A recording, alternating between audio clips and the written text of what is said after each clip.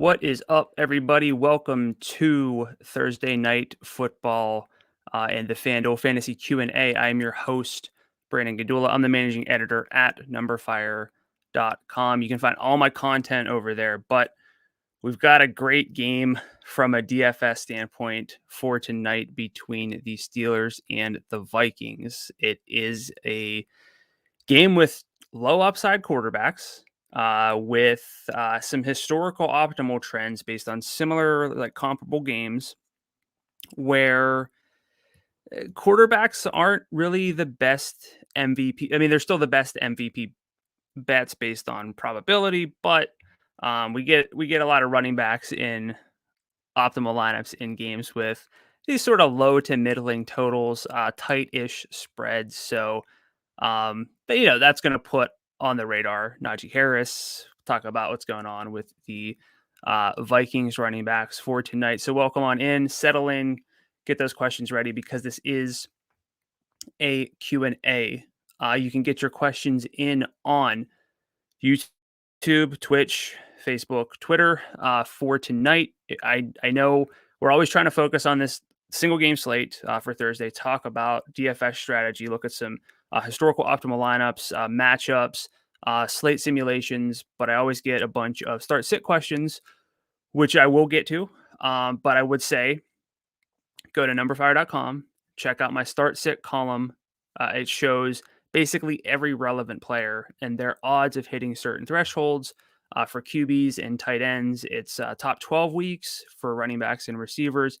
It's the odds that they finish as a top 24 player, and it gives you a better idea of how certain players compare, how big a gap is between player A and player B. So check that out. But again, I can run some simulation stuff for start sits, but I'm here to focus on this Steelers Vikings game. So as always, I'm going to go over some high level stuff about this game, get those questions in, and then I'll catch back up after I go through the top down view for tonight. So again, Steelers at the Vikings. It's going to be in a dome, 44.5 point total. Steelers 3.5 point road underdogs here.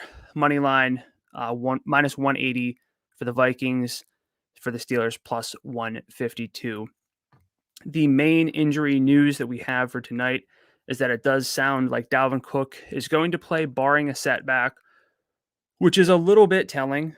It's not that if he feels good, he will play. It's he's on track to play barring a pregame warm-up setback. So given that information, I think that we do have to proceed as if Dalvin Cook will be in the usual Dalvin Cook role, maybe scale that back a little bit, but it does make Alexander Mattison a little bit harder to justify, both in season long, but also in DFS for tonight. And then Chase Claypool is expected to play. He's cleared with his toe injury. So those are the skill level injuries that I think are very important to go over.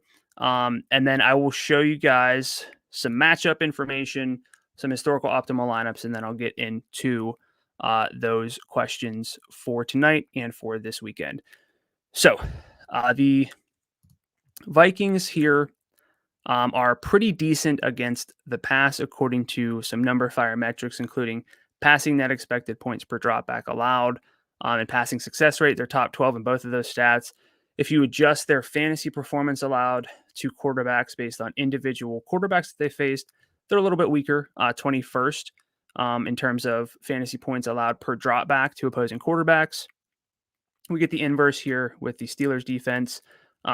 Bottom, outside the top 20 in passing net expected points per dropback and success rate allowed, a little bit tougher with some opponent adjustments in terms of adjusted fantasy points per dropback. Now, one team is 13th in adjusted FanDuel points per dropback allowed, the other 21st, but it's a pretty small gap, all things considered. I know this adds up, over a full game of dropbacks, but it's just a good reminder of why I really put stock into outlier matchups. So, bottom 5, bottom 6, top 5, top 6, everything else in general, across every stat you look at, teams are pretty close to the league average or the league median, whatever you're looking at there.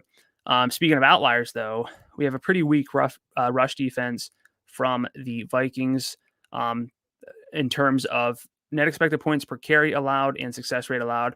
Again, pretty good on a per carry basis in terms of player level adjustments, but generally whenever we have those outliers, that means that they're kind of having some touchdown luck with what they're allowing. For the Steelers, subpar across the board there. And then as far as the pass catching goes, we have top half, but not outlier numbers against running backs, allowed to running backs here. Some pretty solid receiver matchups and some pretty tough tight end matchups. So I think that kind of tells us a little bit here where we could get some, rushing potential from the backs in this game, specifically Najee Harris, Dalvin Cook, the receivers in a pretty good spot matchup wise. One thing that could really lead to this game being a bit ugly, though, is Pittsburgh's pace. They have really slowed things down. They've been slow most of the season. They are 28th in context-adjusted pace and non-garbage time pace. This looks at their pre-snap win probability between whenever the pre-snap win probability was between 20 and 80%. So just sort of throwing out the outlier plays wherever they're trailing by a lot or ahead by a lot. They like to slow things down. The Vikings, though, top 10 in pace, and both teams make up for about league average or a little bit better in terms of pass rate.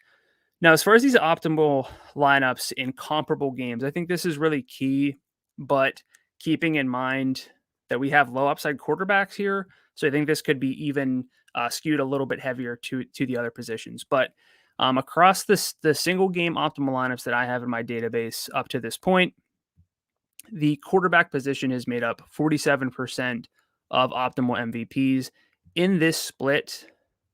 So this split, I'm looking at 84 games with a spread of 1.5 to 5.5 and a total of 42.5 to 46.5. Quarterback's still the most likely to be the MVP at about 42%. However, that's a drop of about 5 points from the overall split average. And for running back, we see over a 10-point boost. That kind of makes sense, right? These are not super high totals. And the way that quarterbacks accrue huge games is with multiple touchdowns, lots of yardage. Running backs, though, can get there on, heavy yardage within tight games where, it's a back and forth game. Stud running backs are involved on the ground and through the air. And then with, solid but relatively low totals, all things considered, one touchdown can be enough to set them apart. Receivers bump down a little bit, but within this matchup, again, we have Ben Roethlisberger, Kirk Cousins, haven't really flashed a ton of high-end upside for the season. I think we could expect this to bump down even a little bit more, and I'll show you guys my sims whenever I get some questions, which could speak to the probability that these quarterbacks actually do finish as the MVP for tonight. One thing that was surprising, digging back through comparable games, is that it's actually more likely that the underdog produces the optimal MVP about 54% of the time compared to 41% in the overall split across all the games. And we just get more of a mix here. Pretty sure last week we had the favored quarterback about 40% likely to finish as the MVP. We don't get any specific position split quite that high this week. So I think that speaks to this type of game, but also these two teams in general kind of fit that. And then quickly here, not a bad night for kickers, according to comparable optimal lineups. About 41% of lineups similar to this have had at least one kicker in a lineup compared to 34% in the overall split. Okay, so that should kind of get you guys on the same page as to how I'm viewing this game from that high level approach, and I'll dig into these questions, starting with a question from Grimfan on YouTube. Any love for Ray McLeod and James Washington, or just go straight to KJ Osborne? Okay. This is a good time then to bring up the simulation results. These are based on numberFire's median projections and some range of outcomes that I call dynamic. They account for things like ADOT, receiving work for running backs, and then I simulate things out 10,000 times and see what's most likely to happen. Of course, all it takes is one iteration for in the Sims to produce an optimal lineup, but we want to see how likely certain things are to happen. So specifically with Ray McLeod, James Washington, I'm probably look. I mean, it's a single game slate. Virtually everyone is in play in a single game slate, especially with anyone with some path to production. But Ray McLeod, even at 6,500, a little bit hard to justify from that standpoint. With Chase Claypool being cleared to play, and then with James Washington 7,000, he's actually projected a little bit lower by Number Fire, and so neither of these guys have more than a 0.6% chance to finish as a top 5 scorer. Now, if you think about this, they don't need to be a top 5 scorer. They can be a top 6, top 7, top 8 scorer, still make an optimal lineup. But for you to say that, you're basically saying, in this case, either Ben Roethlisberger is effectively producing an MVP output, which we haven't really seen, and he's supporting multiple pass catchers, or this game is basically Dalv, Najee, Justin Jefferson, and like Deontay, and they all go off. And the only way that you can really get up to all 4 of them is with a punt level play. I would say that I'm probably not there as building blocks just because of Chase Claypool being back. Pat Fryermuth's sort of been the de facto number 3 for them. So I'm probably not going to say that they're building blocks, but I definitely don't think that they're bad plays, especially if you are playing one of those 2 angles that I just laid out and you really need the salary. As for KJ Osborne, much better median projection, 6.9 here. Not really likely as an MVP candidate, which shouldn't surprise us, but 10% likely to finish inside the top 5 in FanDuel points at 8,000. He's been their wide receiver 3 for the whole season. His snap rate really dipped the past few games, but with Adam Thielen out, we did see his snap rate, his route rate climb back up. So I think that with KJ Osborne being such a better play, I don't think he'll be prohibitively popular in terms of roster rates either. So I would say, for the most part, go to KJ Osborne unless you're building tons of lineups. Grim fan asking, any defenses worth streaming tonight? So I'll pop over here. I don't really look at streaming defenses too much, but even I don't know, even with like the lowest total, you kind of actually want totals to be a little bit higher. You want more passing, you want up tempo as far as your defenses go. Neither defense seems to be rating out particularly well. Pittsburgh down here at 5.5, Minnesota 6.5. You could probably do a little bit better. So I'm not really anticipating chasing either of these defenses, even where I need a defense in my season-long leagues. Question from Zachary on Facebook: Freeman or Foreman? Okay, so Devonte Foreman, Devonte Freeman. I can run this one through the start sit simulator that I have. I'll leave it at half because I don't know. I will say I'm absolutely going to say Devonte Freeman regardless as to what this spits out here. Freeman last week played 68% of the snaps for Baltimore. A little bit closer than I thought. Much higher implied team total for Tennessee, but Freeman played 68% of snaps, had about a 55% route rate. It's one of the best workloads that a Ravens running back has seen in a long time. I'm pretty sure I tweeted this out in the offseason, but since 2016, I think there's been one running back for Baltimore who's actually eclipsed a 70% snap rate in a single game. I think it was Buck Allen like 4 years ago. They're always going to be a bit capped within this offense. Deontay Foreman coming off of a 50% snap rate game with Dontrell Hilliard, but Jeremy McNichols seems likely to return. I don't know what that's going to do to the workload. So Freeman is being treated as the RB1. Foreman could be the RB1. He could also be the RB3. So I'm going to go pretty easily with Devonte Freeman in that matchup. A question from John: Hollywood Brown or OBJ? Okay, I'll run this one through there too. I'm going to lean Marquise Brown, though. I should probably have him in here as Hollywood, though, because it's one of the best monikers in in all of football. So yeah, again, that low total for the Ravens this week, 19.5, just the 41-point over under. But Odell Beckham did kind of bail himself out. He had 2 catches, I think 28 yards last week and a touchdown. The roll wasn't quite as strong. I know he was banged up leading into that week, but Marquise Brown has been this team's wide receiver one. He's really been getting elevated treatment.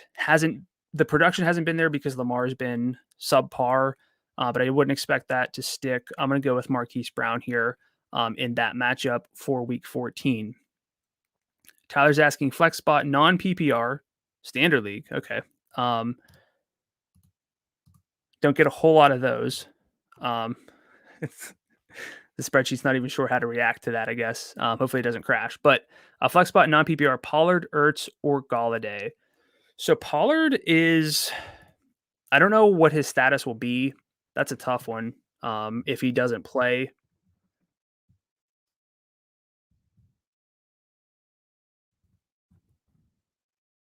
my brain doesn't really think in terms of standard, but I would probably go regardless of. Okay, so if Pollard plays, I'd go Pollard because his workload should be there. Even if he's not 100%, that game is a pretty promising one overall. If he doesn't go, I'm going to go with Zach Ertz for sheer touchdown equity because his team's implied team total, what's that? 10.25 points better than the Giants with presumably Mike Glennon. That's kind of the reports I've been seeing. I think that it's pretty easily Zach Ertz for that touchdown equity if Tony Pollard doesn't play. Okay. Dee Dee Westbrook worth a look tonight. I can pull that up. He's going to rate out poorly, 4.5 points as a median. So let me switch over to my stat sheet here. What exactly did he do last week with Thielen? Very limited. Dee Dee, about 44% of the snaps, 61% of the routes, just the 2 targets, negative 2 yards. 11-yard ADOT, not bad. 1 downfield target. Again, I think that this could work. I really think that we don't really see a lot of non-quarterback lineups be optimals. I kind of think that you could have that happen this week or tonight, I should say, not this week, because the quarterbacks are so low upside. So Westbrook doesn't really stand out. But if you play like one swipe at like a Westbrook or the Steelers guys, because you're building around, like, you want to jam in Najee, Dalvin, Deontay, and or Justin Jefferson. I don't know what that salary would leave you with exactly. I could actually check that out. I probably should do that.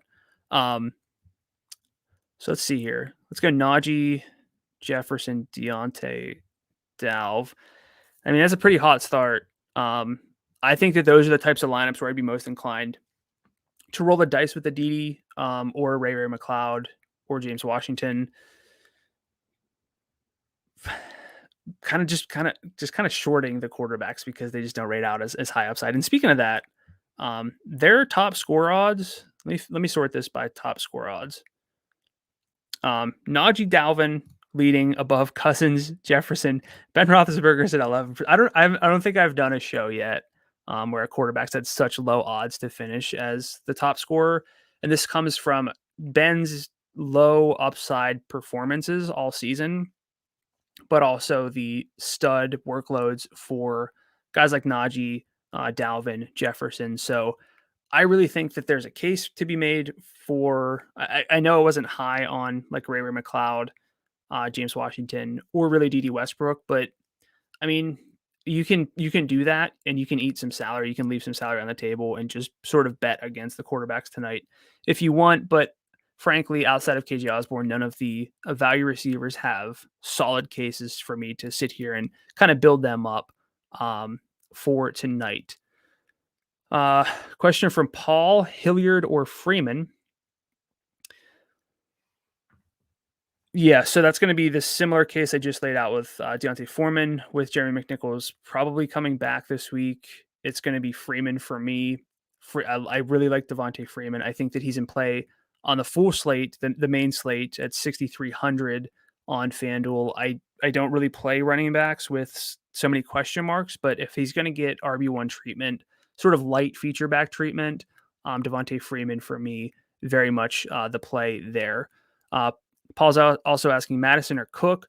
So again, this goes back to the news that Dalvin Cook is going to play barring a setback. So it sounds really likely that he is fine, as fine as you can be after the shoulder injury that he had.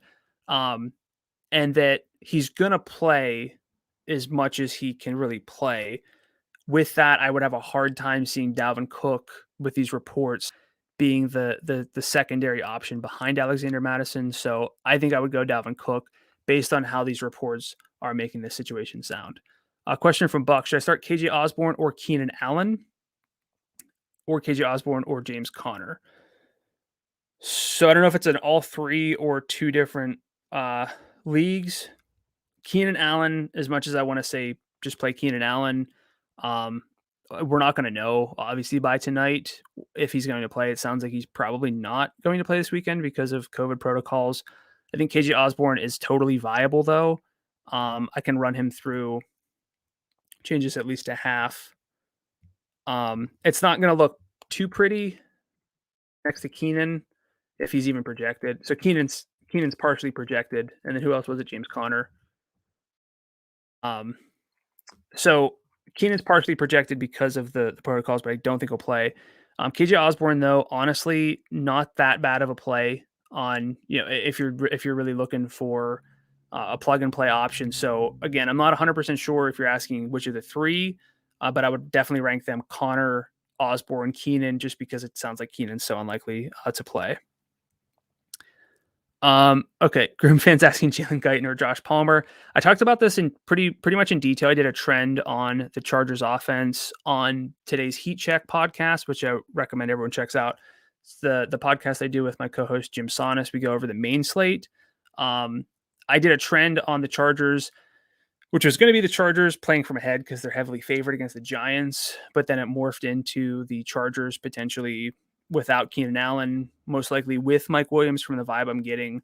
But one thing to really be optimistic about is that Justin Herbert has been good with Keenan Allen off the field. He's also been good with Mike Williams off the field.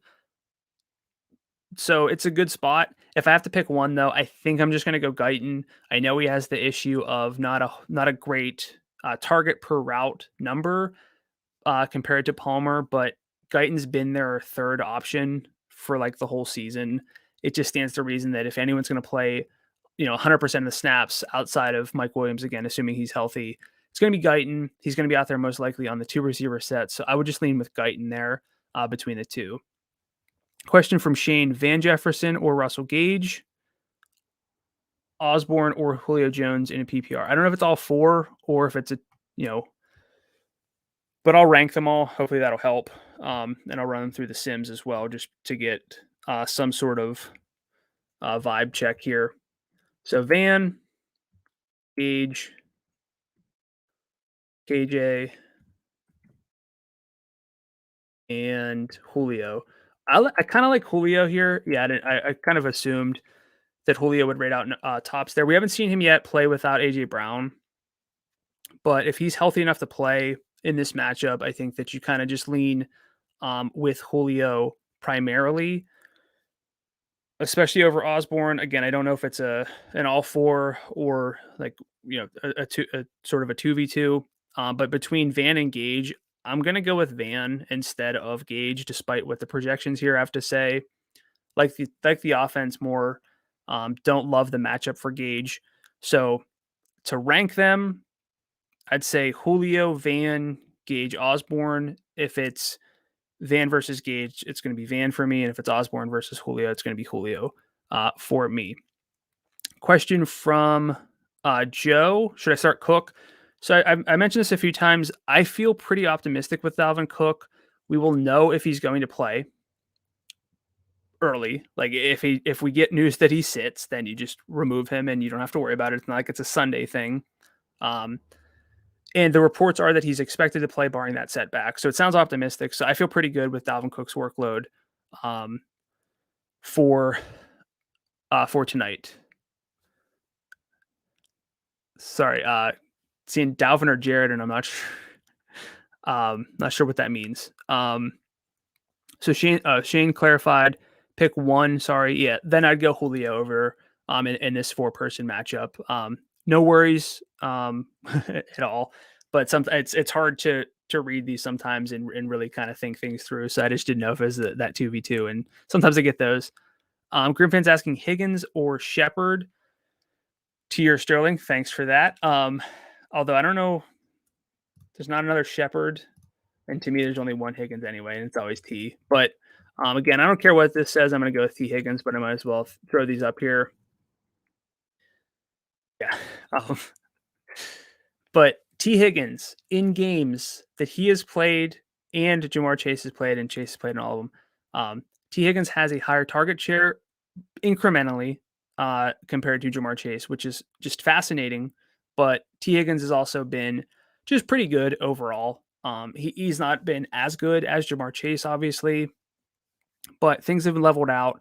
Higgins was a bit banged up. Seems like he's back at full health now, and he has just been kind of the 1A, realistically the 1B in this offense. I know Burrow's hand is a bit of an issue, but he seemed like he from the quotes that I saw, he said he had like no issue going under center, that he didn't really foresee a situation where he wasn't going to play. T Higgins also, yeah, I know we want that downfield work, but the 49ers, they're mid-level to a little bit weak against the downfield pass. They're 18th in passing ADOT allowed, 22nd in yards per target allowed on downfield passes. So they're beatable downfield. But T Higgins also can get some receptions, some targets closer to the line of scrimmage. If that's what it takes for them to move the ball, I feel pretty good with that one for this week. Question from Larry Van Jefferson or Darnell Mooney. That's a good one. I haven't thought about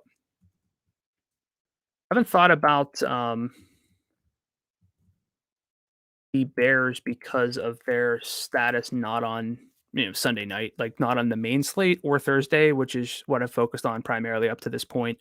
On Thursday, the Sims see it really close. That's for PPR. I'll set it to half, just be a little bit safer here. That keeps it a little bit closer. So this one is like why I like simulating stuff. I mean, I just like simulating stuff anyway, but it's a half point difference. So if you're looking at projections, you're going to say, okay, Darnell Mooney.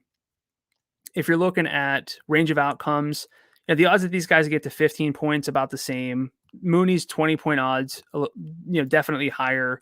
But the odds that they get to 10, really not that different. And again, we're looking at sub 50% there. Anyway, so and then it comes down to offensive expectations.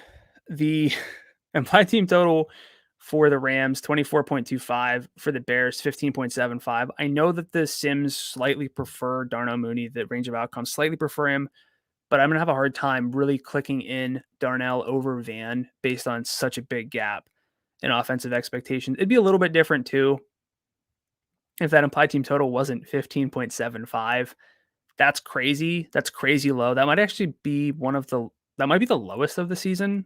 Don't quote me on that, but I'm going to go Van. I know I'm kind of stuck on this one, but I'm going to go Van. I think it's close enough, especially with the probabilities being relatively close overall. Question from Jerry, Brady or Herbert? Brady for me. I'm a little bit close to time here. Keep this one. I won't simulate this stuff, but Herbert just might be without. He's likely going to be without Keenan Allen. Mike Williams might not be 100%.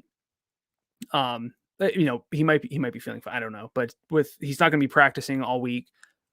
With that happening, I'm fine going Brady over Herbert. Brady's averaging, I think, 324 yards against top 4 adjusted pass defenses this season. His time to throw is better against high pressure teams than it is against teams outside the top 10. They really figure things out. So I'm going to go Brady there. Dalvin or Jared Whisper when he just said Cook. Okay.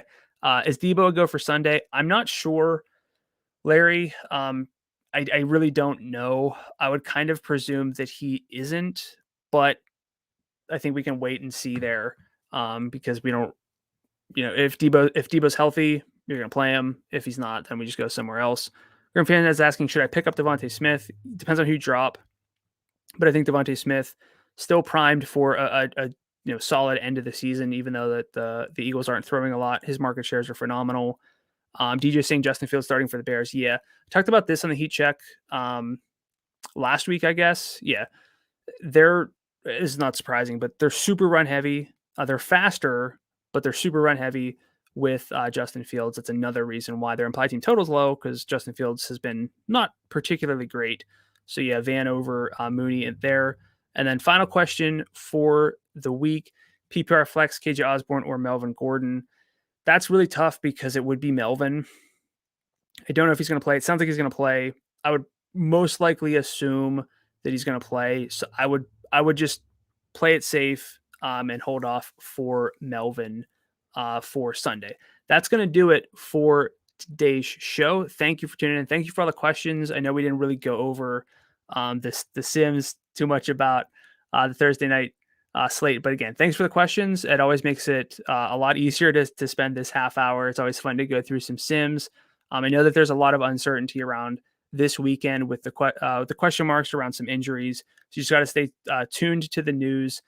It's just more and more the case the later on we get into the season. Big thank you to Joy Affleck for producing the video side, getting your questions featured on the screen. It's going to do it for me for the week. Best of luck tonight. Best of luck this weekend.